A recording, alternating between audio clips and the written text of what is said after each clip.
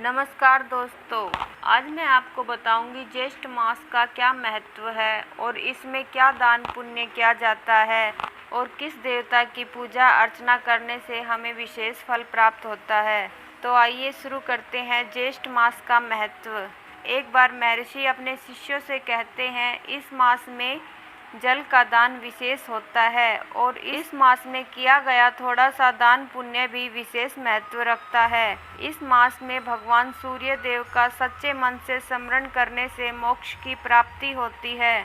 ज्येष्ठ मास के देवता भगवान श्री हरि विष्णु और भगवान सूर्य देव हैं।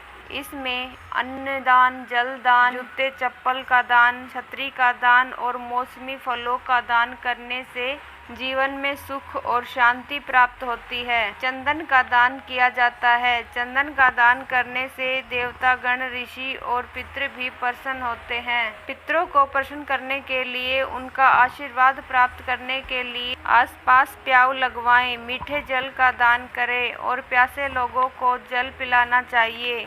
तब ऋषिगण कहने लगे कि हे शिष्यों, जो मनुष्य सक्षम होते हुए भी ज्येष्ठ मास में जल जैसा बहुत ही आसान, बहुत ही सुलभ दान नहीं करता, वह मृत्यु लोक की यातनाएं भोगकर नरक में जाता है और पपीहे की योनि पाता है। इस विषय में मैं तुम्हें एक कहानी सुनाता हूँ। त्रेता युग के अंत में महेशमती नगर में एक ब्राह्मण रहता था। उसका नाम था सुमंत और उसकी पत्नी का नाम था गुणवती और उसके पुत्र का नाम देव शर्मा था। एक दिन वह ब्राह्मण समाधि लगाने वन में गया। वन में सुंदर सरोवर के पास समाधि लगाई। कुछ समय बाद वह सरोवर में जल पीकर वहीं एक वृक्ष के नीचे सो गया। जो भी जीव वहां पानी पीने आता, उस ब्राह्मण को देखकर डरकर भाग जाता और जल पीने से वंचित रह जाते। कुछ जीव तो प्यास की वजह से मर भी गए। कुछ समय बाद ब्राह्मण अपने घर लौट गया। अनजाने में उसने जीव हत्या जैसा पाप किया। कुछ समय बाद वह अस्वस्थ हो गया और उसकी मृत्यु हो गई। उसकी मृत्यु के साथ ही उसकी पत्नी भी उसके साथ सती हो गई। अज्ञात पाप के दोष से वह ब्राह्मण काफी समय तक नरक की यातनाएं भोगता रहा। वह ब्राह्मण और ब्राह्मणी चातक और चातकी की योनि में पड़ गए। चातक और चातकी की योनि में पड़ के वे दोनों अपने पुत्र के घर के पास वृक्ष पर रहने लगे। चातक अपने पूर्व जन्म में किए कर्मों को याद करके जोर जोर से रोता। उसके पुत्र ने उसकी रोने की आवाज़ सुनकर उन्हें भगाने और ना रोने के लिए कहा, परंतु चातक का तो रोना ही बंद नहीं हुआ। उसने थक हार के वृक्ष को ही आग लगा दी। इससे चातक और चातकी के पंख जल गए और घायल अवस्था में वे नीचे धरती पर गिर गए। आपस में अपने कष्टों का विवरण करने लगे। उनके पुत्र ने उनकी सारी बात सुन ली। मन ही मन बड़ा दुख व्यक्त करने लगा कि ये तो मेरे ही माता पिता हैं।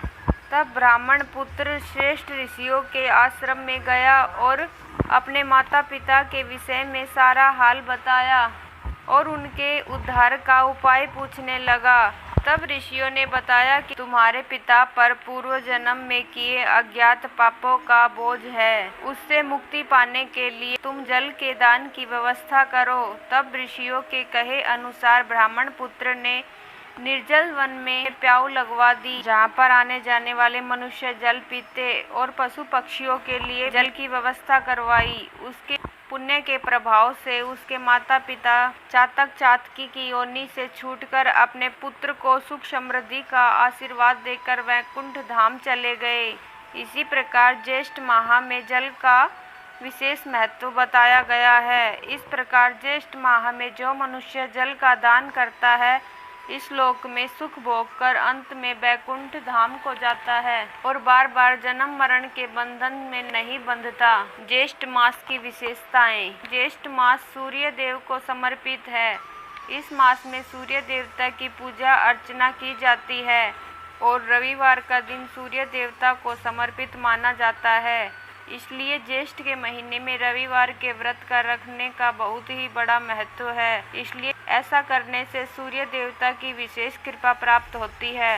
सूर्य देवता की पूजा करने से आत्मविश्वास में वृद्धि होती है। जिन लोगों का आत्मविश्वास कम हो उन्हें नियम से सूर्य देवता को अर्घ्य देना चाहिए और उनकी पूजा अर्चना करनी चाहिए।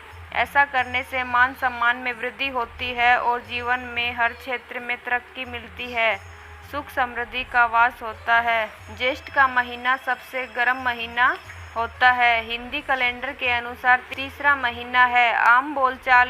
आम बोलचाल के अनुसार जेठ का महीना होता है। ये महीना पूरा ही इतना गर्म है, इसलिए इस महीने में ऐसी वस्तुओं का दान किया जाता है जो ठंडक और छाया देती है, जैसे कि छतरी का दान, पंखे का दान, पानी का दान कर सकते हैं। इस माह में पूरे महीने गंगा जी में स्नान करके अपने अपने सामर्थ्य के अनुसार दान किया जाता है। अगर बात करें तो ज्येष्ठ माह में पड़ने वाले प्रमुख त्योहारों की, तो इस माह में गंगा दशहरा, निर्जला एकादशी, वट सावित्री व्रत, योगिनी एकादशी, ज्येष्ठ पूर्णिमा जैसे पर्व त्योहार भी आते हैं। ज्येष्ठ मास में धर्म का संबंध जल से जोड़ा गया है ताकि जल का संरक्षण किया जा सके, जल को व्यर्थ बहने से बचाया जा सके।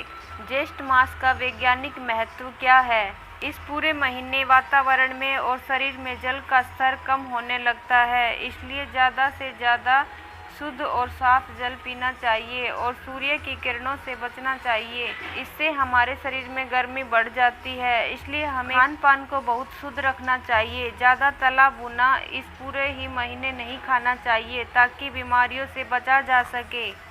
इस महीने हरी सब्जियां, सत्तू और जिन फलों में पानी की मात्रा अधिक होती है उनका सेवन करें। अब जानिए इस महीने वरुण देवता यानी जल के देवता और सूर्य देवता की कृपा प्राप्त कैसे की जा सकती है। रोज सुबह सूर्य उदय से पूर्व उठकर स्नान आदि करके सूर्य देव को जल दें। सुबह शाम पौधे को जल देना चाहिए। अपने घर के आसपास पशु पक्षियों के लिए जल भरकर रखें। आने जाने वालों के लिए अपने घर के बाहर पानी का घड़ा भरकर रखें। मीठे जल का दान करें। पक्षियों को बाजरा, गेहूं आदि जरूर डालें। अगर किसी का सूर्य कमजोर है तो सूर्य देव की उपासना करें। हर दिन नियम से गायत्री मंत्र और सूर्य देव के मंत्र का जाप करना चाहिए। ज्येष्ठ के महीने में रविवार का भगवान सूर्य और मंगलवार का भगवान हनुमान जी की उपासना के लिए बहुत ही खास माना गया है। अगर हो सके तो रविवार और मंगलवार दोनों ही वारों को नियमों का पालन करना चाहिए।